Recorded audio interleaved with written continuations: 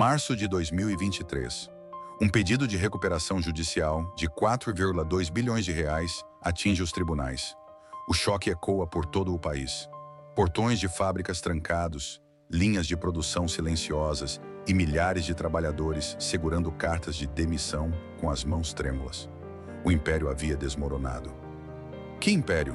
No seu auge, o Grupo Petrópolis e sua principal marca, a cerveja Crystal, controlavam quase 15% do gigantesco mercado cervejeiro do Brasil. Eram dezenas de milhares de empregos diretos e indiretos, mega fábricas operando 24 horas por dia, 7 dias por semana. A Crystal fluía para cada bar, supermercado e churrasco de domingo. Hoje, as linhas estão paralisadas. O maquinário enferruja. Onde antes havia o barulho constante da produção e o sustento de famílias inteiras, agora resta apenas um silêncio angustiante. Cidades industriais que dependiam da fábrica respiram a incerteza do amanhã. Como um império multibilionário, com recursos inesgotáveis e um produto consumido em cada esquina do Brasil, entra em colapso sob o seu próprio peso? A resposta não é apenas uma mudança no gosto do consumidor. É uma mistura letal de expansão agressiva, dívidas tóxicas e uma guerra de preços implacável que sangrou a empresa de dentro para fora. A história sombria do Grupo Petrópolis revela o preço devastador da ambição cega e da ganância corporativa no mercado mais implacável do mundo. Petrópolis, estado do Rio de Janeiro. O ano é 1994. Nas montanhas fluminenses, conhecidas por sua herança imperial e, crucialmente, pela pureza cristalina de suas águas, uma modesta cervejaria abre suas portas. O nome Grupo Petrópolis nasce de forma humilde, distante das manchetes e dos grandes centros financeiros. A sua primeira criação, a cerveja Crystal, entra em um mercado já saturado, lutando por um espaço minúsculo nas prateleiras dos supermercados e nas geladeiras dos botecos locais.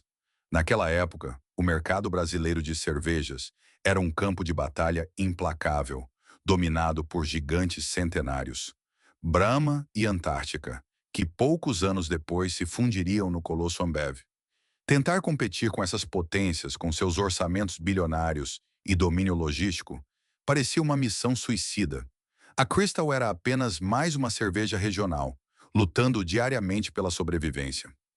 Mas o destino da empresa mudaria de forma drástica e irrevogável em 1998.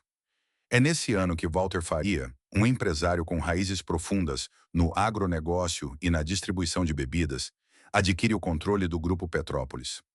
Faria não era um herdeiro de dinastias cervejeiras.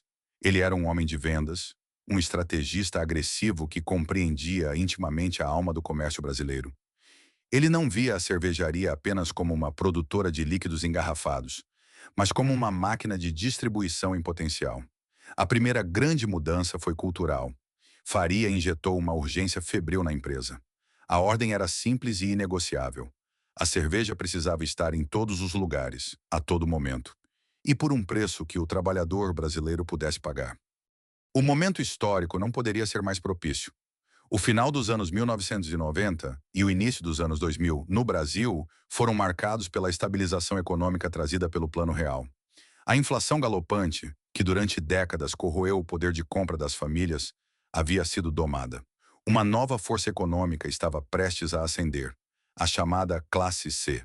Milhões de brasileiros, antes marginalizados do consumo de produtos não essenciais, começaram a ter dinheiro sobrando no bolso no final do mês. E no tecido cultural do Brasil, a primeira coisa que se faz com o dinheiro extra, no fim de semana, é acender a churrasqueira, reunir a família e abrir uma cerveja gelada. A cerveja Crystal foi estrategicamente posicionada para capturar exatamente esse público emergente. Não tentava ser uma marca premium, complexa ou elitista. A mensagem de marketing era clara e direta. Uma cerveja de qualidade aceitável, leve, altamente refrescante, perfeita para o clima tropical e, acima de tudo, acessível. O Grupo Petrópolis iniciou então uma campanha de expansão territorial formidável. Eles começaram a patrocinar tudo o que dialogasse diretamente com o coração do Brasil profundo. De vaquejadas e rodeios colossais no interior do país a grandes festivais de música sertaneja, a marca Crystal tornou-se onipresente. O icônico logotipo passou a ser sinônimo de festa popular e celebração acessível. A estratégia de guerrilha comercial, implementada pela liderança, começou a dar frutos assustadores para a concorrência. Enquanto os gigantes do mercado estavam ocupados com fusões globais e cortes corporativos, o Grupo Petrópolis construía, silenciosamente, uma malha logística formidável nas bases. Caminhões invadiram as rodovias, entregando o produto não apenas nas grandes redes de supermercados, mas focando obsessivamente no pequeno varejo. O bar de esquina, o mercadinho de bairro, a padaria local. Essa capilaridade foi o verdadeiro motor da ascensão. O pequeno comerciante recebia atenção especial, crédito facilitado e geladeiras personalizadas reluzentes do Grupo Petrópolis. Em troca, ofereciam lealdade absoluta e o espaço mais nobre logo na entrada de seus estabelecimentos. O crescimento alimentado por essa fórmula foi explosivo. Para atender a demanda voraz, a fábrica original em Petrópolis rapidamente se tornou insuficiente. Em 2003, um passo monumental foi dado: a inauguração de uma mega fábrica na cidade de Boituva, no interior do estado de São Paulo. Era o sinal definitivo de que o coração econômico do país estava sendo conquistado. A nova planta industrial era um símbolo brutal de poder e ambição, equipada com maquinário europeu de última geração e capaz de envasar milhões de litros por mês. O barulho ensurdecedor e rítmico das linhas de envase, o cheiro adocicado do malte fermentando solto no ar e o fluxo incessante de frotas de caminhões entrando e saindo dos portões tornaram-se a trilha sonora de um império em franca ascensão. Naquele momento histórico, parecia não haver limites físicos ou financeiros. A Crystal havia deixado de ser uma curiosidade regional para se tornar um fenômeno de massas. Os gráficos de vendas descreviam curvas exponenciais, as receitas multiplicavam-se em velocidade recorde. Executivos celebravam os números em salas de reunião envidraçadas, enquanto o mercado observava com um misto de respeito e espanto a audácia daquela empresa que, em menos de uma década, havia saltado da obscuridade para roubar quase 15% de participação de mercado e incomodar diretamente o maior monopólio de bebidas da América Latina. No entanto, o perigo oculto do sucesso meteórico é que ele frequentemente mascara rachaduras estruturais profundas. A injeção constante de adrenalina no crescimento começou a criar uma perigosa ilusão de invencibilidade. A crença inabalável de que as vendas sempre subiriam, de que o mercado sempre absorveria mais volume e de que o crédito seria eternamente farto, plantou a semente silenciosa da arrogância corporativa. A fundação do império havia sido cimentada sobre o otimismo de uma nação em ascensão e a genialidade tática de sua distribuição inicial.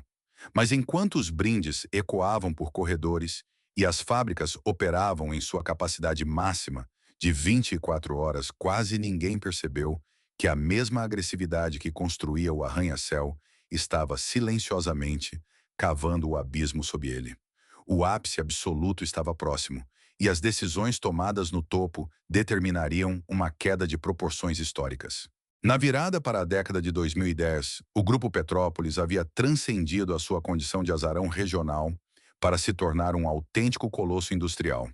As rodovias do Brasil agora eram cortadas dia e noite por frotas intermináveis de caminhões ostentando os logotipos vibrantes da empresa. A cerveja Crystal e, posteriormente, sua marca irmã Itaipava deixaram de ser intrusas nas geladeiras para se tornarem a espinha dorsal de um império em expansão exponencial. Para compreender a verdadeira magnitude desta era de ouro, é preciso olhar diretamente para o chão de fábrica. As instalações originais já não eram meros galpões de fermentação. Haviam se transformado em verdadeiras cidades industriais, operando em um ritmo febril e ininterrupto. O som predominante nestas megafábricas era um rugido metálico e contínuo. O tilintar de milhões de garrafas de vidro colidindo suavemente nas esteiras de alta velocidade.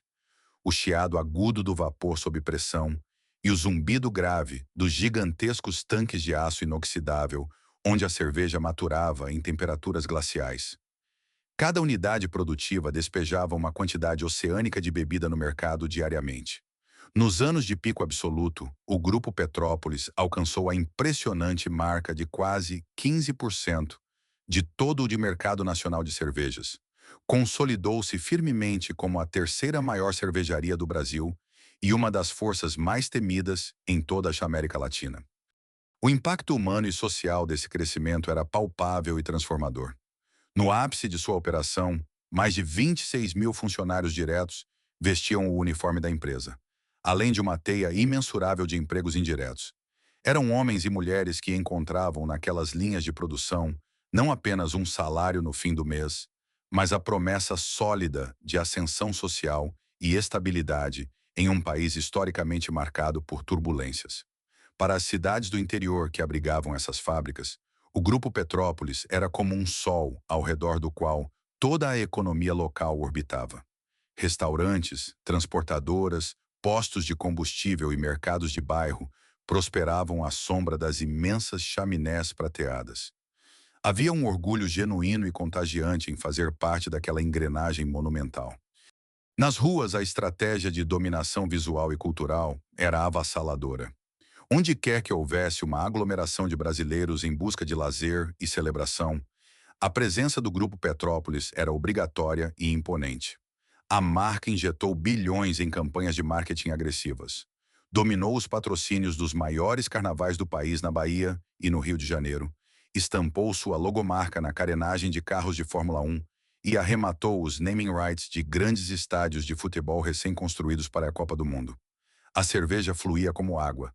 A empresa tornou-se a provedora oficial de alegria de uma nação que vivia um período de forte otimismo econômico. O brasileiro médio tinha crédito, tinha emprego em alta e queria consumir. A cervejaria estava perfeitamente posicionada para entregar exatamente o que o povo queria, no exato momento em que a sede batia. Esse avanço brutal acendeu um alerta vermelho e estridente nos escritórios envidraçados da Ambev e da Heineken. Os gigantes tradicionais do setor, que anos antes olhavam para a cervejaria fluminense com desdém, agora viam suas preciosas fatias de mercado sendo canibalizadas mês após mês. A guerra das cervejas deixou de ser uma disputa amigável de comerciais de televisão para se tornar um combate corpo a corpo violento em cada ponto de venda do país.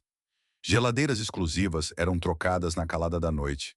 As margens de lucro dos distribuidores eram esticadas ao limite absoluto e a pressão sobre os representantes de vendas beirava o insuportável. Mas durante muito tempo, o Grupo Petrópolis parecia absolutamente invencível. O fluxo de caixa diário era tão abundante, tão torrencial, que mascarava perfeitamente qualquer ineficiência operacional subjacente. No entanto, a história dos grandes colapsos industriais nos ensina que é exatamente no cume da montanha que o ar se torna mais rarefeito e as decisões mais perigosas.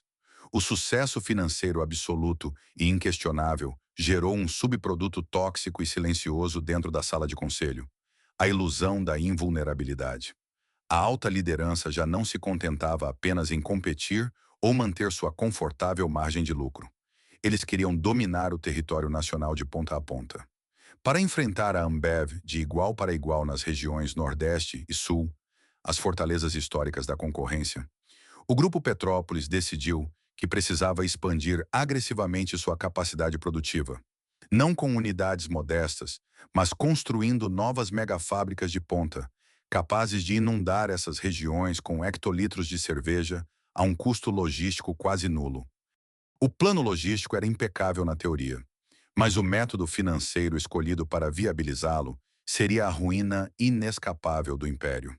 Em vez de basear essa expansão monumental exclusivamente na reinvestimento de lucros acumulados e em um crescimento orgânico e sustentável, a empresa optou pelo atalho mais sedutor e letal do mundo corporativo: a alavancagem extrema.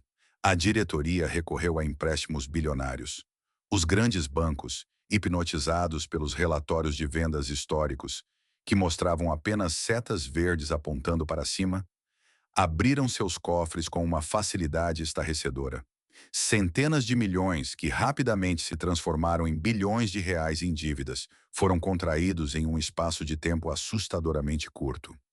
O otimismo cego daquela era de ouro impediu que os executivos de terno fizessem a pergunta mais básica e aterrorizante de qualquer negócio estruturado sobre dívidas massivas: e se o mercado parar de crescer? Eles apostaram o destino de quase 30 mil famílias e o legado de uma marca multibilionária na premissa frágil e perigosa de que a economia brasileira viveria um verão eterno de consumo acelerado. O dinheiro dos credores fluiu livremente. O concreto das novas fábricas começou a ser despejado em estados distantes da sede. E as metas de vendas foram empurradas para estratosferas matemáticas irreais. Enquanto os últimos tijolos dessas catedrais industriais da cerveja eram assentados com orgulho, nuvens escuras e silenciosas começavam a se formar no horizonte macroeconômico do Brasil. A tempestade perfeita estava sendo gestada.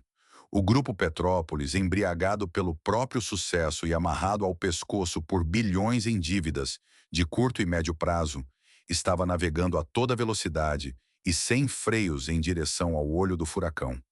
O ápice absoluto havia sido alcançado, mas a lei da gravide. No epicentro do sucesso absoluto, a linha entre a ambição visionária e a imprudência fatal costuma ser quase invisível.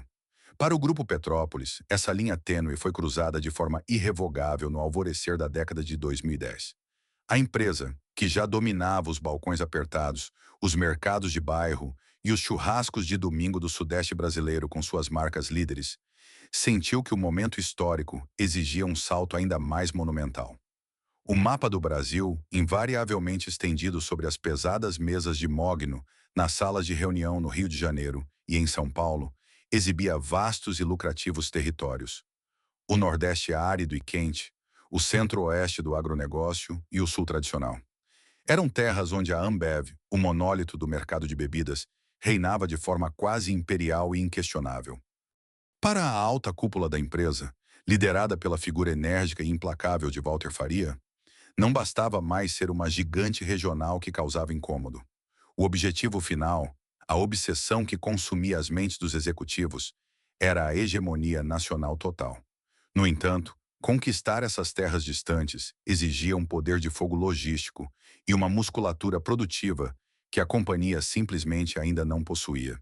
A decisão tomada naquelas salas, com vista panorâmica, alteraria para sempre a vida e o sustento de dezenas de milhares de famílias operárias. O Grupo Petrópolis não iria tentar se infiltrar gradualmente nos novos mercados. Iria invadir com força bruta, despejando bilhões para criar um império da noite para o dia. O plano desenhado era de uma megalomania assustadora. Construir simultaneamente e em tempo recorde um cinturão de megafábricas hipermodernas, espalhadas por estados estratégicos como Bahia, Pernambuco, Mato Grosso, Minas Gerais e Paraná. O custo de erguer esses colossos de aço e concreto a partir do zero, nivelando terrenos gigantescos, asfaltando rodovias inteiras de acesso e instalando redes elétricas colossais, ultrapassava de longe todo o fluxo de caixa e os lucros que a companhia gerava organicamente. A solução encontrada foi empurrar a porta mais perigosa do mundo corporativo moderno: o endividamento bancário massivo e agressivo. Os grandes bancos comerciais e de fomento, seduzidos pelas planilhas passadas que mostravam apenas um histórico de crescimento vertiginoso e ininterrupto da cervejaria, estenderam tapetes vermelhos em suas sedes. Os cofres foram abertos sem a devida diligência profunda sobre os riscos macroeconômicos. Contratos multibilionários, atrelados a taxas flutuantes, foram assinados em sequências frenéticas. O dinheiro de terceiros inundou as contas da empresa e, imediatamente, o cenário do interior brasileiro foi tomado por canteiros de obras faraônicos. Em Alagoinhas, no interior da Bahia, e em Itapissuma, em Pernambuco, milhares de tratores rasgavam a terra vermelha, enquanto exércitos de operários erguiam milhares de toneladas de aço sob o sol inclemente do Nordeste. Navios atracavam rotineiramente nos portos brasileiros, desembarcando maquinário europeu de última geração. Válvulas precisas, esteiras computadorizadas e tanques de fermentação de aço inoxidável tão altos e reluzentes que mais pareciam foguetes espaciais prontos para o lançamento. Havia uma pressa quase neurótica, uma febre do ouro no ar. O som grave e mecânico das betoneiras e o apito dos guindastes substituíam a calma das cidades do interior. Naquele momento histórico, o otimismo dentro do Grupo Petrópolis beirava o delírio completo. Cada bloco de concreto assentado era celebrado fanaticamente como um prego definitivo no caixão da concorrência. Porém, a infraestrutura titânica estava sendo construída para uma demanda de consumo projetada que existia apenas no papel, não na realidade implacável das ruas. Eles estavam erguendo monumentos baseados na premissa extremamente frágil de que a economia nunca iria vacilar, de que o brasileiro sempre teria crédito para beber mais cerveja e de que a Crystal seria, invariavelmente, a sua primeira escolha. Era uma aposta vertiginosa de tudo ou nada que abolira completamente a margem para erros. Parte 2. As primeiras rachaduras. A armadilha mais perversa da dívida corporativa é que ela nunca dorme, nunca tira férias e não se importa com a temperatura das vendas. Enquanto o concreto úmido ainda secava nas bases das novas fábricas milionárias, o relógio dos juros já havia começado a girar de forma fria e implacável. No Brasil, o custo do capital é historicamente um dos mais brutais e voláteis do planeta. A alavancagem astronômica assumida pelos executivos do Grupo Petrópolis amarrou com nós cegos o pescoço da empresa a um pêndulo financeiro letal e incontrolável. O primeiro sinal macabro de que o plano mestre estava começando a ruir não veio através de um escândalo público ou de uma queda abrupta nas vendas no varejo, mas sim de um silêncio angustiante dentro dos novos complexos industriais. Quando as fábricas estratégicas no Nordeste, no Sul e no Centro-Oeste finalmente acionaram suas gigantescas caldeiras e liberaram a pressão de seus canos, a realidade do mercado brasileiro provou ser muito mais cínica do que as planilhas otimistas previam. A capacidade produtiva total da empresa havia saltado para a estratosfera. Agora eles podiam produzir oceanos de cerveja. Mas os consumidores não migraram para a marca na mesma velocidade supersônica. A Ambev e a Heineken, que observavam a expansão com olhos de predadores astutos, longe de recuarem ou entregarem seus feudos, entrincheiraram-se. Eles protegeram seus territórios vitais, acionando contratos de exclusividade intransigentes, com bares e despejando milhões em descontos sufocantes para esmagar a nova concorrente no ponto de venda. O resultado prático nas linhas de produção foi imediato e devastador. As novas e deslumbrantes linhas de envase da Crystal, maquinários milionários projetados para cuspir dezenas de milhares de garrafas e latas por minuto em 3 turnos incessantes e ininterruptos, começaram a registrar graus alarmantes de ociosidade. Operar uma fábrica gigantesca abaixo de sua capacidade mínima ideal não é apenas um desperdício, é um buraco negro financeiro que engole os recursos vitais da matriz. Os custos fixos astronômicos de manutenção complexa, energia industrial, logística de distribuição e a folha de pagamento de um novo exército de funcionários continuavam a corroer os cofres diários, independentemente de a cerveja sair ou não pelo portão de distribuição. E pairando sobre tudo isso, estava a sombra gigantesca, escura e pesada da dívida contraída com os bancos. Nos corredores luxuosos e acarpetados da sede da empresa, a atmosfera vibrante começou a esfriar, dando lugar a uma tensão sussurrada.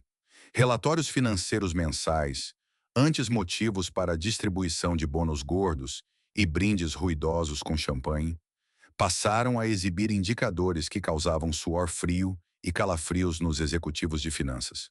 O chamado serviço da dívida, a obrigação mensal de pagar as pesadas parcelas de capital somadas aos juros estratosféricos, começou a devorar vorazmente quase toda a margem de lucro operacional que a empresa suava para gerar.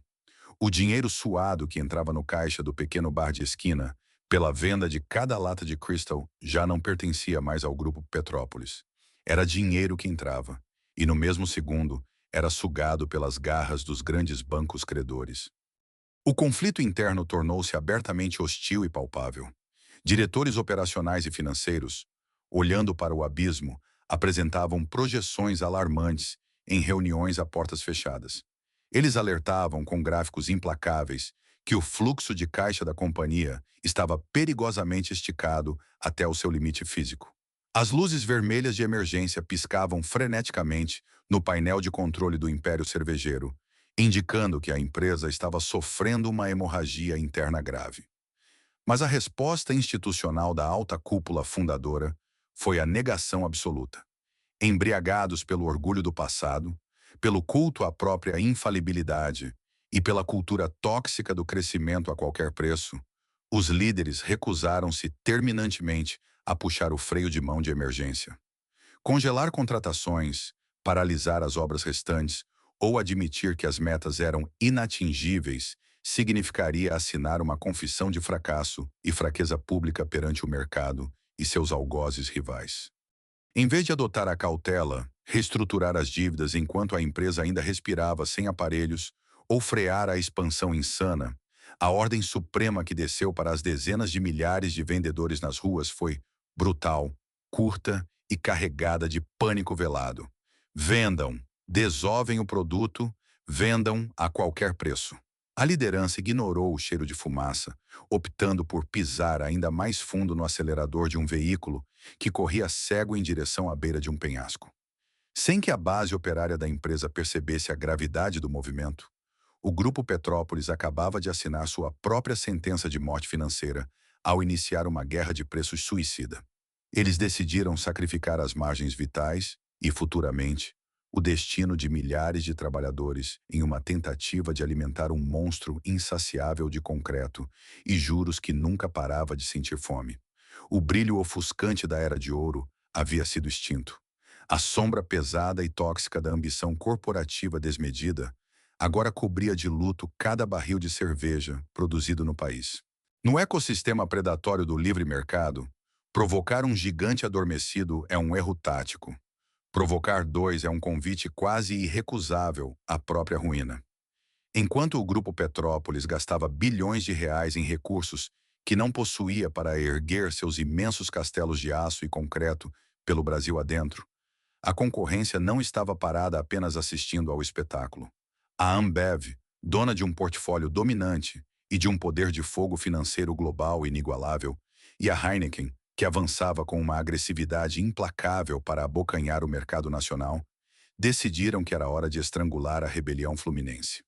O campo de batalha não seria travado em tribunais elegantes ou em campanhas brilhantes de televisão, mas no asfalto quente, em cada esquina poeirenta, em cada geladeira de bar e nas gôndolas iluminadas dos supermercados.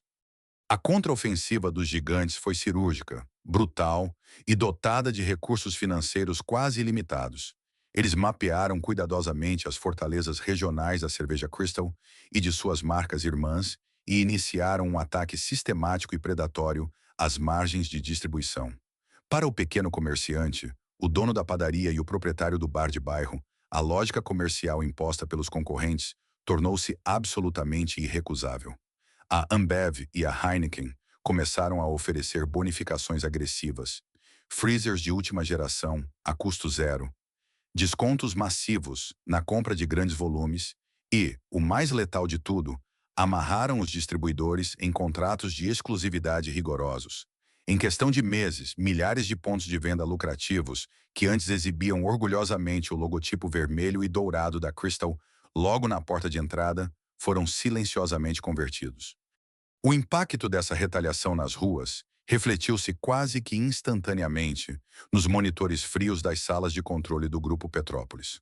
O volume de vendas, que durante mais de uma década apontava invariavelmente para o alto em um gráfico reconfortante, começou a vacilar, estagnar e, em seguida, a declinar vertiginosamente.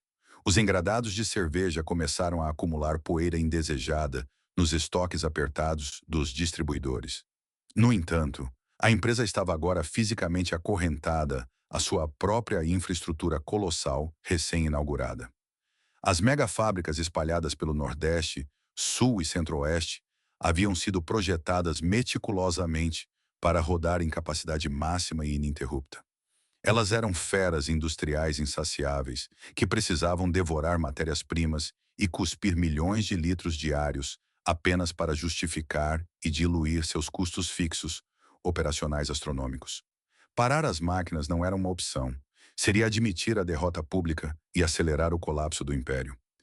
Encurralada entre a perda acelerada e sangrenta de participação de mercado e a necessidade vital de manter o volume de produção elevado para não paralisar o maquinário, a liderança do Grupo Petrópolis tomou a decisão que selaria definitivamente o destino de sua lucratividade: entrar em uma guerra de preços de peito aberto contra corporações imensamente mais ricas. A ordem que desceu dos escritórios executivos ecoou pelos corredores das regionais e chegou aos milhares de representantes de vendas exaustos foi drástica. Os preços da Crystal despencaram do dia para a noite. De repente, nos encartes coloridos de ofertas dos grandes supermercados do país, os fardos da marca passaram a ser comercializados por valores que beiravam o inacreditável. À primeira vista, para o consumidor comum, empurrando o carrinho de compras no final de semana, a estratégia parecia uma vitória esmagadora do povo. A cerveja estava mais barata do que nunca. As pessoas enchiam os porta-malas de seus carros, faziam estoques para festas, celebrando um poder de compra artificial. Mas por trás dessa queima de estoque festiva e ruidosa, ocorria uma verdadeira carnificina financeira silenciosa. Ao esmagar o próprio preço de venda ao consumidor final na tentativa desesperada de não perder espaço nas prateleiras, o Grupo Petrópolis aniquilou a sua própria margem de lucro operacional. A matemática fundamental do negócio havia sido pervertida em sua essência. O custo real para produzir a bebida continuava inclemente. A compra do malte e do lúpulo importados e atrelados às flutuações do dólar, a energia elétrica industrial cada vez mais cara no Brasil, os salários das dezenas de milhares de funcionários nas linhas de produção e a logística complexa das frotas de caminhões continuavam exigindo o mesmo capital, ou até mais, impulsionados pela inflação. Porém, o dinheiro líquido que retornava para as contas da empresa pela venda daquela mesma lata de cerveja era drasticamente menor. O resultado foi um paradoxo comercial aterrorizante e insustentável. Quanto mais cerveja a empresa vendia naquelas condições desesperadoras de desconto profundo, mais dinheiro ela efetivamente perdia na operação. A margem de contribuição, que é o oxigênio vital de qualquer indústria de bens de consumo, tornou-se assustadoramente negativa em várias regiões-chave do país. Essa guerra de preços desastrosa transformou a rotina dos vendedores e distribuidores da empresa em um pesadelo psicológico diário. Eles batiam as metas astronômicas de volume exigidas pela diretoria, suavam a camisa sob o sol inclemente para desovar carretas inteiras de produtos nos atacadistas e atacadões. Mas os relatórios financeiros consolidados no final do mês mostravam um rombo de caixa cada vez maior. Cada garrafa de Crystal vendida com aquele desconto profundo era um sangramento aberto na veia jugular da companhia, drenando o precioso e escasso fluxo de caixa necessário para pagar a montanha de dívidas bancárias, cujos juros não paravam de crescer no escuro. O desespero tomou conta da lógica comercial. A empresa estava, de forma trágica e literal, pagando para que o consumidor brasileiro bebesse a sua cerveja. Eles estavam subsidiando uma guerra de trincheiras inútil, na qual seus oponentes globais podiam absorver e aguentar o prejuízo por anos a fio, enquanto o Grupo Petrópolis contava seus parcos dias em moedas de troco. O chão de fábrica, antes um símbolo resplandecente de prosperidade, ascensão social e conquista territorial, havia se metamorfoseado em uma armadilha inescapável. O maquinário milionário continuava zumbindo, as esteiras continuavam correndo em alta velocidade. Mas o feitiço do crescimento havia sido quebrado de forma irrevogável. A produção acelerada já não era mais uma máquina mágica de imprimir dinheiro. Havia se tornado uma âncora de chumbo, fria e pesada, puxando o outrora invencível império cervejeiro inexoravelmente para as profundezas obscuras do abismo financeiro. A virada da década trouxe consigo ventos incrivelmente gelados para a economia brasileira, transformando o audacioso sonho de expansão do Grupo Petrópolis em um pesadelo logístico e financeiro inescapável. O Brasil, que outrora navegava de forma complacente em mares de otimismo, crédito farto e pleno emprego, de repente afundou em uma das mais severas e prolongadas crises macroeconômicas de sua história recente. A inflação, aquele fantasma histórico que parecia permanentemente adormecido desde o Plano Real, voltou a assombrar o país com uma ferocidade implacável, corroendo o poder de compra da base da pirâmide social. Para uma cervejaria altamente alavancada, cuja sobrevivência e modelo de negócios dependiam intrinsecamente de margens de lucro espremidas e volumes colossais de venda, esse cenário não era apenas desfavorável, era uma sentença de morte anunciada. A produção de cerveja em escala industrial é, em sua essência técnica, um negócio brutalmente sensível aos custos de insumos básicos, commodities internacionais e tarifas de energia. O malte selecionado e o lúpulo, ingredientes sagrados que garantem a qualidade e o sabor da Crystal e da Itaipava, são majoritariamente importados e, portanto, precificados em dólares americanos. Quando a moeda brasileira, o real, começou a derreter violentamente frente ao dólar no mercado de câmbio, devido à instabilidade política e fiscal do país, o custo de produção de cada litro de cerveja dentro dos tanques do Grupo Petrópolis disparou quase da noite para o dia. A diretoria assistia, paralisada, às planilhas de custos saírem completamente de controle. Simultaneamente, o país enfrentava secas severas e uma crise hídrica que catapultou as tarifas de eletricidade industrial para patamares estratosféricos. Aquelas megafábricas faraônicas, espalhadas pelo Nordeste, Sul e Centro-Oeste, projetadas pelos engenheiros para serem vitrines tecnológicas de eficiência, revelaram-se na prática devoradoras insaciáveis de uma energia que a empresa mal conseguia pagar. A tempestade perfeita estava formada e se fechava ao redor da sede administrativa. O diesel, o sangue negro que corria nas veias logísticas da empresa, também sofreu reajustes sucessivos nas refinarias. As gigantescas frotas de caminhões do Grupo Petrópolis, que antes cruzavam o país como símbolos orgulhosos de conquista territorial, agora representavam um dreno financeiro incalculável. Cada quilômetro rodado no asfalto precário custava mais caro. Cada garrafa entregue esvaziava o caixa, ao invés de enchê-lo.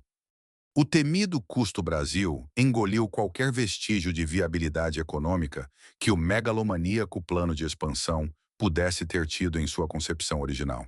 Enquanto a Ambev e a Heineken possuíam caixas robustos, acesso a crédito internacional barato e operações diversificadas o suficiente para absorver o impacto inflacionário temporário, o Grupo Petrópolis, estrangulado por bilhões em dívidas bancárias de curto prazo, não tinha mais uma gota de oxigênio financeiro.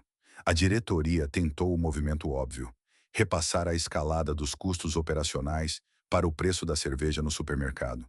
Mas o consumidor brasileiro, também esmagado pela crise profunda, pelo desemprego recorde e pela perda drástica de poder aquisitivo, simplesmente parou de comprar.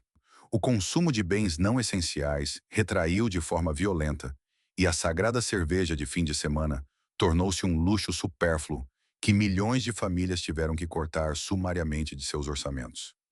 O reflexo direto e brutal dessa asfixia financeira nacional materializou-se de forma sombria, fria e extremamente dolorosa dentro dos pesados portões das megafábricas do Grupo Petrópolis. Nesses complexos industriais, onde antes imperava o barulho ensurdecedor, rítmico e reconfortante do progresso contínuo, começou a se instalar um silêncio denso, metálico e aterrorizante. As linhas de invase europeias de última geração, que outrora cuspiam milhões de garrafas e latas por dia em um balé mecânico frenético de 24 horas, começaram a ser desligadas, uma a uma. A ociosidade fabril, indiscutivelmente o maior pesadelo de qualquer engenheiro de produção, tornou-se a nova e macabra realidade diária.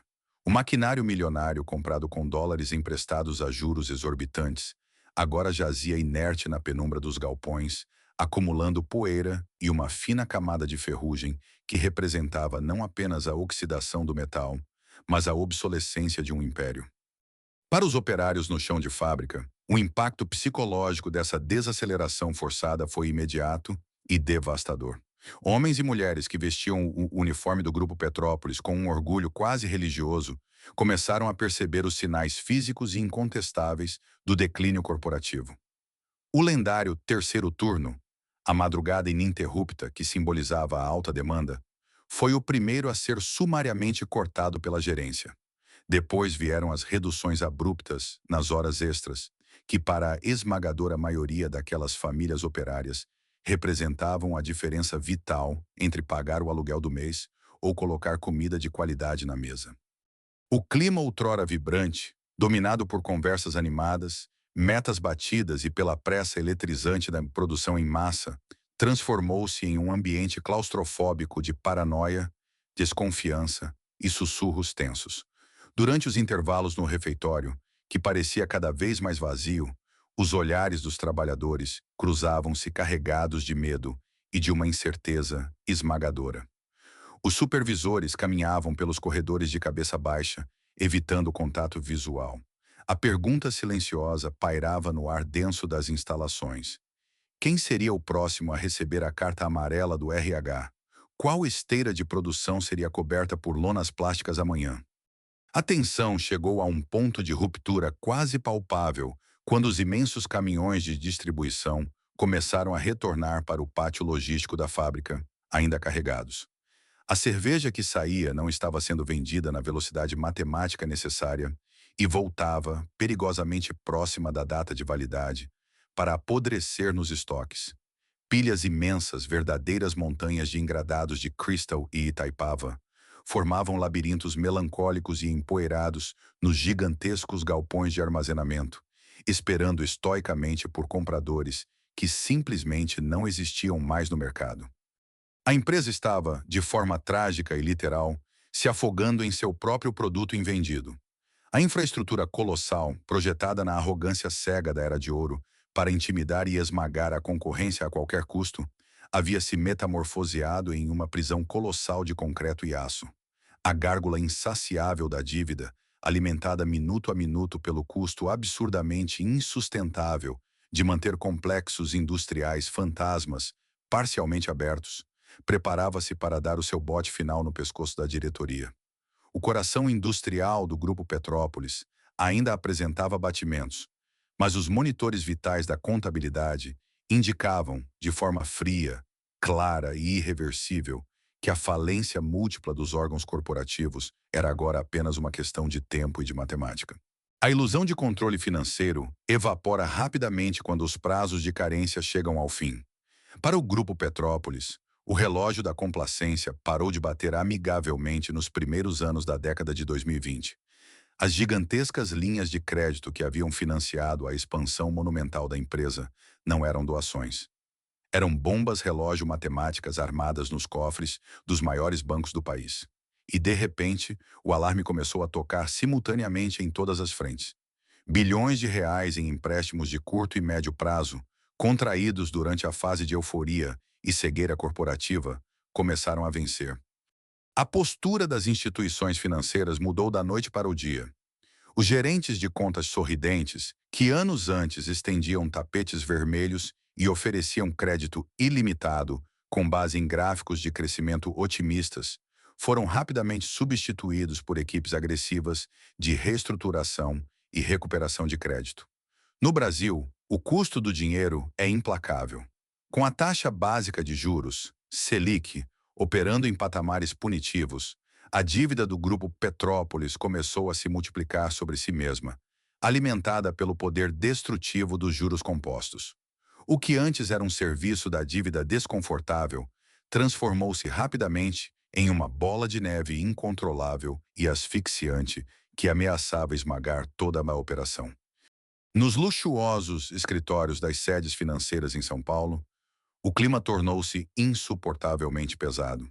Executivos da cervejaria, outrora aclamados como gênios da expansão, agora peregrinavam pela Avenida Faria Lima em reuniões de emergência, carregando pastas repletas de projeções financeiras revisadas.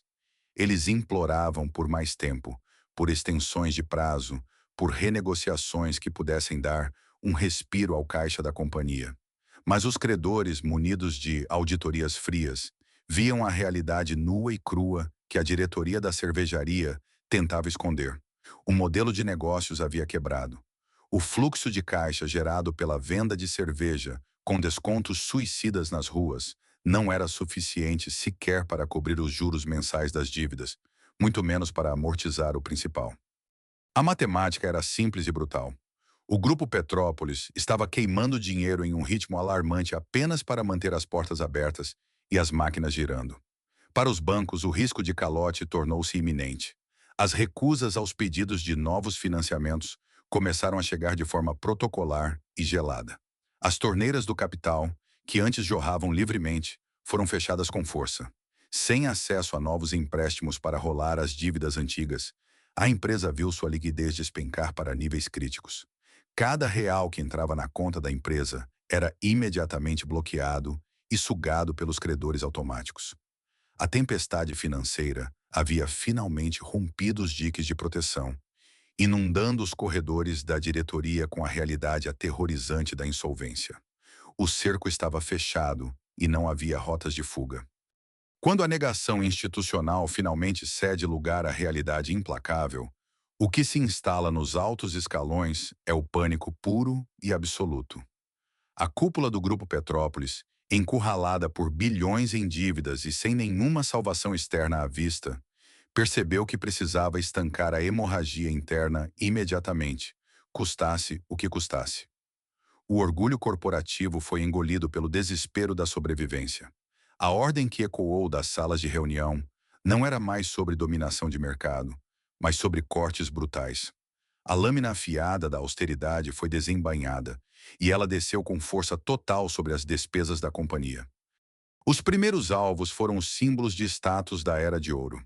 Os patrocínios milionários no automobilismo, as cotas de televisão nos campeonatos de futebol e os pesados investimentos em marketing foram pulverizados da noite para o dia.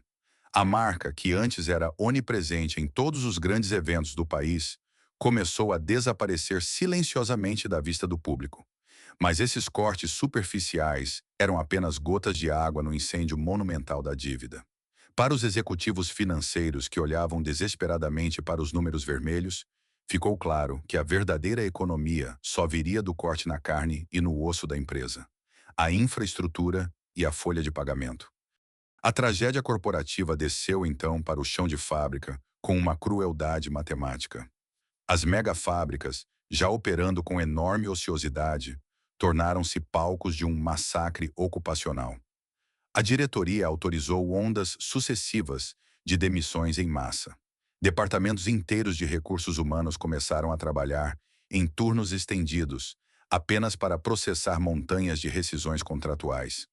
O clima de incerteza, que antes pairava como uma sombra, descrito no capítulo anterior, agora se materializava na forma de cartas de demissão entregues friamente em corredores mal iluminados e refeitórios silenciosos. Para milhares de trabalhadores, o sonho da estabilidade transformou-se em um pesadelo instantâneo.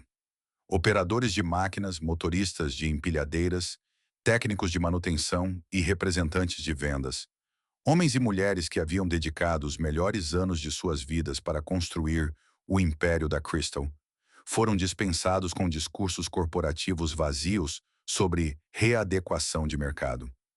As cenas nos pátios das fábricas eram desoladoras. Funcionários saindo com seus pertences em caixas de papelão, lágrimas de desespero escorrendo por rostos cansados e a angústia de não saber como pagariam o aluguel no mês seguinte. A tensão atingiu o seu ápice angustiante no final de 2022. O pânico interno da diretoria já não podia ser escondido do mercado ou dos trabalhadores. O fluxo de caixa havia secado completamente. Os fornecedores críticos de matérias-primas essenciais, como malte, alumínio e vidro, começaram a exigir pagamento adiantado, cortando o crédito e paralisando as poucas linhas de produção que ainda funcionavam. A liderança, trancada em seus escritórios, olhava para os relatórios bancários e finalmente aceitava o inaceitável. Não haveria milagre. Nenhuma manobra contábil, nenhum corte de pessoal e nenhuma guerra de preços poderia salvar o Grupo Petrópolis de seu próprio abismo. O oxigênio financeiro havia acabado e a máquina de suporte à vida corporativa estava prestes a ser desligada oficialmente pela Justiça. O calendário marcava 27 de março de 2023, quando o limite absoluto da física financeira e da matemática corporativa foi finalmente rompido. Durante anos, o Grupo Petrópolis havia operado sob um véu de otimismo forçado, empurrando seus crônicos problemas de liquidez para um futuro nebuloso através de sucessivas renegociações bancárias e manobras contábeis de curto prazo. A diretoria agia com a crença de que o tamanho colossal da operação forçaria o mercado a salvá-los. Mas a gravidade do mercado de capitais é implacável, cega e surda a orgulhos passados, sem conseguir gerar fluxo de caixa suficiente para cobrir sequer os juros punitivos de suas obrigações, e enfrentando um boicote silencioso de fornecedores críticos que passaram a exigir pagamentos adiantados por insumos básicos como alumínio e lúpulo, a empresa sofreu um infarto sistêmico. Naquela manhã de segunda-feira, os advogados da cervejaria protocolaram, em caráter de urgência máxima, um pedido de recuperação judicial na Quinta Vara Empresarial do Rio de Janeiro. O número que acompanhava a petição principal chocou até mesmo os analistas mais céticos e experientes da Avenida Faria Lima. 4,2 bilhões de reais em dívidas acumuladas. Em questão de horas, a notícia escapou dos corredores silenciosos dos tribunais para as manchetes de breaking news dos principais jornais, portais de economia e telejornais do país. O impacto no mundo corporativo foi sísmico. Aquele império titânico, que dominava quase 15% do mercado nacional de cervejas, que estampava sua marca no peito das camisas dos maiores clubes de futebol e que despejava rios inesgotáveis de cerveja, Cristal e Itaipava em todos os cantos do Brasil, estava oficialmente quebrado em sua estrutura de capital. A recuperação judicial, no jargão jurídico e financeiro, é uma ferramenta desenhada pelo Estado para evitar a falência imediata, o desmembramento brutal dos ativos e a demissão instantânea de todos os funcionários. Ela permite que a companhia tente reorganizar suas dívidas sob a proteção de um juiz. Na prática e na percepção do mercado, porém, é um atestado público e humilhante de fracasso gerencial absoluto. Para a alta cúpula do Grupo Petrópolis, liderada por Walter Faria, o deferimento do pedido significou a perda imediata e traumática do controle e da autonomia. A partir daquele instante, a caneta que tomava as decisões perdeu a tinta. Cada centavo que entrava ou saía do caixa, cada decisão estratégica de marketing, cada demissão e cada contrato precisava ser microscopicamente escrutinado por um administrador judicial independente e aprovado por um comitê de credores furiosos, compostos principalmente por gigantes como Banco do Brasil, Bradesco e Santander. O colosso agressivo e indomável havia sido domado, enjaulado e algemado a um processo legal sufocante. Se nos tribunais e nos escritórios envidraçados de São Paulo e do Rio de Janeiro, o colapso era traduzido de forma estéril em petições frias e planilhas matemáticas de corte de custos, no chão de fábrica, a recuperação judicial assumiu a forma de uma tragédia humana visceral, palpável e definitiva. A confirmação oficial da insolvência desceu para as linhas de produção não como uma estratégia de mercado, mas como uma verdadeira sentença de morte. Nas megafábricas, espalhadas por estados como Bahia, Pernambuco, São Paulo e Mato Grosso, os mesmos complexos faraônicos de concreto e aço que haviam sido erguidos a peso de ouro e alavancagem suicida, o que restava de esperança evaporou instantaneamente. A ordem de contingenciamento total foi executada de forma fria e imediata. Os portões imensos das docas que, durante a Era de Ouro, viam o fluxo ininterrupto e barulhento de centenas de caminhões de distribuição entrando e saindo a cada hora, foram trancados com pesadas correntes. O maquinário europeu milionário, projetado por engenheiros alemães para operar 24 horas por dia e capaz de envasar milhares de litros por minuto, foi sumariamente desligado. Os vastos galpões industriais foram mergulhados em um silêncio sepulcral, opressivo e aterrorizante. Para economizar cada quilowatt de energia, as luzes principais dos hangares de estocagem foram apagadas, deixando as monumentais esteiras de montagem iluminadas apenas por lâmpadas de emergência, criando sombras fantasmagóricas e melancólicas sobre um equipamento que agora acumulava poeira ao invés de produzir riqueza. Para as centenas de trabalhadores que ainda resistiam no quadro de funcionários, tentando ignorar os boatos dos meses anteriores, o dia do anúncio foi marcado por cenas de desolação pura que ficarão cravadas na história industrial de suas respectivas cidades. Reuniões de emergência foram convocadas nos vastos pátios de cimento. Gerentes de planta locais, muitos deles com a voz embargada, os olhos marejados e temendo pelo futuro de suas próprias famílias, leram comunicados oficiais e roteirizados, redigidos pelos advogados de reestruturação. A mensagem era cortante.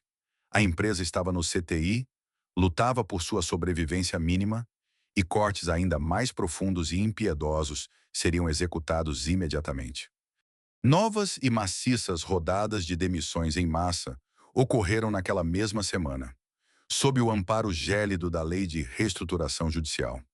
Milhares de trabalhadores operacionais, muitos com décadas de lealdade à camisa da empresa, receberam suas cartas de rescisão em envelopes pardos. O desespero foi amplificado pela dura constatação jurídica de que, com a cervejaria em recuperação judicial, até mesmo o pagamento de suas verbas rescisórias fundamentais, o dinheiro sagrado para pagar o aluguel e comprar comida, estava congelado e sujeito a longas, burocráticas e dolorosas batalhas na fila de credores da justiça. O Grupo Petrópolis deixou de ser um império produtivo vibrante para se tornar uma massa falida em reabilitação forçada. Os estacionamentos antes lotados de carros de funcionários agora abrigavam mato crescendo nas rachaduras do asfalto. Onde antes imperava a euforia cega do crescimento a qualquer preço, restava apenas a burocracia do racionamento extremo, a angústia do desemprego estrutural e o eco vazio dentro de catedrais industriais inúteis. A certidão de óbito do modelo de negócios agressivo, alavancado e inconsequente da cerveja Crystal havia sido assinada, selada e carimbada pelo tribunal, fechando as cortinas do capítulo mais dramático, caro e destrutivo da história recente da indústria de bebidas na América Latina. Quando o martelo de um juiz bate em uma mesa de tribunal, decretando a recuperação judicial de um gigante corporativo, o som reverbera de forma fria e calculista entre advogados e credores. Mas o verdadeiro estrondo, a onda de choque humana e devastadora, atinge as ruas poeirentas e os bairros operários a centenas ou milhares de quilômetros de distância dos grandes centros financeiros. A queda do Grupo Petrópolis não foi apenas a ruína técnica de um modelo de negócios estrangulado por dívidas. Foi o desmoronamento completo de ecossistemas sociais inteiros. Para compreender a verdadeira dimensão e o custo real desta tragédia, é preciso desviar o olhar das complexas planilhas de reestruturação bancária e caminhar pelos arredores das megafábricas agora silenciadas. Cidades do interior como Boituva, em São Paulo, Alagoinhas, na Bahia, e Itapissuma, em Pernambuco, haviam atrelado de forma irreversível os seus destinos às engrenagens da cerveja Crystal. Durante a era de ouro da companhia, a inauguração dessas plantas industriais foi celebrada por prefeitos e moradores como a alvorada de um novo tempo. A fábrica não era apenas um aglomerado de concreto e metal, era o coração pulsante da economia local. O ritmo respiratório dessas cidades era ditado pela troca de turnos. Nas madrugadas frias ou sob o sol escaldante, frotas intermináveis de ônibus fretados cruzavam as rodovias, carregando milhares de homens e mulheres uniformizados. Havia uma microeconomia vibrante e totalmente dependente que orbitava de forma exclusiva ao redor daquelas chaminés prateadas. No entanto, quando os cadeados pesados de ferro foram trancados nos portões principais e as linhas de invase foram desligadas, o efeito dominó foi instantâneo e impiedoso. O impacto econômico não se restringiu aos milhares de funcionários diretos que seguraram cartas de demissão com as mãos trêmulas. Ele esmagou de forma silenciosa o pequeno comerciante de bairro. Os modestos restaurantes de prato feito, montados em frente às docas logísticas, que antes serviam centenas de refeições diárias para caminhoneiros exaustos e operadores de empilhadeira, viram suas mesas ficarem subitamente vazias. Borracharias, postos de combustível, oficinas mecânicas e pequenas pensões, que viviam do fluxo incessante da frota de distribuição da cervejaria, Perderam sua única fonte de sobrevivência da noite para o dia. As placas de "aluga-se" ou "passa-se o ponto" começaram a se multiplicar pelas ruas comerciais dessas cidades dormitório, erguendo-se como lápides de uma prosperidade que se provou perigosamente ilusória. Para o trabalhador comum no chão de fábrica, o baque psicológico foi tão ou mais brutal que o desastre financeiro. Durante mais de uma década, vestir a camisa vermelha e dourada do Grupo Petrópolis era um passaporte de respeito e um símbolo inquestionável de status nas comunidades mais humildes. O crachá da empresa era a garantia de crédito fácil no mercadinho da esquina, a certeza matemática de poder pagar a prestação da casa própria no fim do mês e a promessa sólida de um futuro mais digno para os filhos. Hoje, esses mesmos uniformes jazem esquecidos e dobrados no fundo dos guarda-roupas, relíquias inúteis de um tempo que não voltará. Nos bares locais, onde, por uma ironia cruel do destino, as geladeiras ainda exibem os adesivos desbotados da marca, grupos de ex-funcionários se reúnem. Mas eles não celebram mais metas impossíveis que foram batidas. Eles compartilham angústias, currículos rejeitados e o medo do amanhã em conversas sussurradas.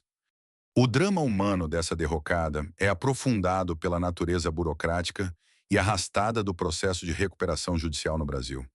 Diferente de uma demissão convencional, onde o trabalhador saca imediatamente o seu fundo de garantia e recebe suas verbas rescisórias para tentar recomeçar a vida, os ex-funcionários do outrora imbatível Império Cervejeiro viram seus direitos mais vitais serem congelados no tempo. O dinheiro suado das rescisões, o oxigênio financeiro necessário para a sobrevivência imediata de famílias inteiras, foi sugado para dentro do buraco negro e labiríntico da justiça empresarial. Esses homens e mulheres, muitos com décadas de lealdade cega e saúde sacrificada nas linhas de produção, foram empurrados sem piedade para o fim de uma fila quilométrica de credores. Foram obrigados a esperar passivamente por acordos judiciais arrastados, assistindo à inflação devorar o valor de indenizações que talvez demorem anos para chegar às suas contas bancárias. A traição corporativa era palpável. A máquina que exigiu o suor ininterrupto de sua juventude agora lhes negava o direito básico de comprar o pão. Caminhar pelos arredores das instalações industriais da cerveja Crystal hoje é uma experiência profundamente melancólica e perturbadora. Os gigantescos estacionamentos que antes abrigavam milhares de veículos, motocicletas e ônibus fretados em um mar brilhante sob o sol, agora são imensos desertos de asfalto rachado. O mato começa a crescer de forma rebelde pelas frestas do concreto, a natureza retomando de forma lenta e implacável o espaço que a ambição humana havia desmatado. O silêncio ao redor dos galpões escuros é denso, pesado e sufocante, interrompido apenas pelo uivo do vento batendo contra as estruturas metálicas ociosas. Nesses pátios vazios e nessas ruas adormecidas, ecoa a lição mais dolorosa do colapso do Grupo Petrópolis. A liderança corporativa construiu catedrais industriais colossais para adorar o deus do volume de vendas e da dominação de mercado a qualquer custo, mas esqueceu-se fatalmente de que a verdadeira base de sustentação de qualquer império não é feita de aço importado ou de dívidas bancárias estratosféricas, mas das mãos calosas daqueles que operam as máquinas de madrugada. Enquanto executivos travam batalhas técnicas e milionárias com advogados engravatados nas capitais, o operário foi deixado à própria sorte, segurando um pedaço de papel sem valor em uma cidade que perdeu o seu motor econômico. O amargo da guerra de preços da cerveja que inundou o Brasil deixou no fim apenas um profundo e incurável retrogosto de abandono. Na engenharia cervejeira, a espuma no topo do copo tem uma função vital. Ela protege o líquido da oxidação, preserva a temperatura e mantém o aroma. No entanto, ela é, em sua essência física, majoritariamente composta por ar. Visualmente volumosa e atraente, mas vazia de substância duradoura. Quando os analistas financeiros e historiadores industriais olham hoje para o colapso do Grupo Petrópolis, a metáfora da espuma torna-se inescapável para descrever o seu modelo de negócios durante a última década. A expansão vertiginosa da cerveja Crystal foi espetacular aos olhos do público e do mercado, mas sustentava-se sobre uma estrutura de capital extremamente frágil e volátil. A principal e mais letal lição que a derrocada da companhia deixa para o mundo corporativo latino-americano é o perigo radioativo do crescimento a qualquer custo. Sob a liderança centralizadora de Walter Faria, o Grupo Petrópolis operou com uma filosofia de guerra territorial. Conquistar participação de mercado era o único indicador que importava. Para atingir essa meta, a diretoria cometeu o pecado capital das finanças corporativas. Financiou a construção de ativos imobilizados de longuíssimo prazo, as megafábricas bilionárias no Nordeste e Centro-Oeste, utilizando montanhas de dívidas bancárias de curto prazo e com juros atrelados à instável taxa Selic. Era uma roleta russa financeira. Eles apostaram que o consumo continuaria crescendo exponencialmente e que o crédito seria para sempre barato no Brasil. Quando a maré macroeconômica virou, a empresa foi pega nadando sem colete salva-vidas em um oceano de endividamento. Além do erro crasso na estruturação da dívida, a estratégia comercial da cervejaria provou-se suicida. Entrar em uma guerra de preços predatória contra monstros capitalizados e diversificados globalmente, como a Ambev e a Heineken, exigia um fôlego de caixa que o Grupo Petrópolis simplesmente não possuía. Ao subsidiar o preço da Crystal nas prateleiras dos supermercados para forçar a saída dos concorrentes, a empresa sangrou as suas próprias margens de lucro até a morte. Eles vendiam cada vez mais litros de cerveja, mas cada gota envasada representava um prejuízo matemático no balanço final. A obsessão corporativa por ser o maior cegou a diretoria para a necessidade absoluta de ser rentável. A vaidade dos números de market share engoliu a sanidade do fluxo de caixa. Hoje, o fantasma do Grupo Petrópolis serve como um estudo de caso sombrio e obrigatório nas escolas de negócios sobre os limites da alavancagem financeira. O mercado de bebidas no Brasil amadureceu de forma drástica. O consumidor, antes fiel e refém de poucas marcas de massa, diversificou o seu paladar, migrando para cervejas puro malte, artesanais e de rótulos globais premium. Enquanto a Ambev e a Heineken leram essa mudança de paradigma a tempo e adaptaram agressivamente os seus portfólios para proteger suas margens, o Grupo Petrópolis permaneceu engessado em sua megalomania de produzir oceanos de cerveja popular. Quando tentaram reagir, a pesada âncora da dívida de 4,2 bilhões de reais já havia arrastado o navio para o fundo do abismo. O verdadeiro legado dessa queda, contudo, não está impresso apenas nas planilhas manchadas de vermelho dos bancos credores, mas gravado na paisagem industrial do país. As megafábricas paralisadas, com seus gigantescos tanques de fermentação de aço inoxidável brilhando inutilmente sob o sol inclemente, erguem-se hoje como os grandes monumentos modernos à ubris, o orgulho desmedido e a arrogância corporativa. Elas são a prova física e inquestionável de que nenhuma marca, por mais onipresente que seja, nos bares e nos estádios de futebol, está imune às leis inflexíveis da matemática financeira. A história da cerveja Crystal não é apenas o conto de uma empresa que faliu. É o relato trágico de um ecossistema inteiro que foi sacrificado no altar da ambição cega. Os caminhões estacionados e enferrujando nos pátios, as linhas de montagem cobertas por lonas plásticas e, sobretudo, os milhares de trabalhadores que perderam o sustento de suas famílias, são o amargo retrogosto deixado por uma liderança que confundiu o volume ilusório da espuma com a consistência real do líquido. A tempestade passou, os tribunais agora administram os destroços, mas o silêncio nas fábricas vazias continuará ecoando como um alerta definitivo para as próximas gerações da indústria brasileira.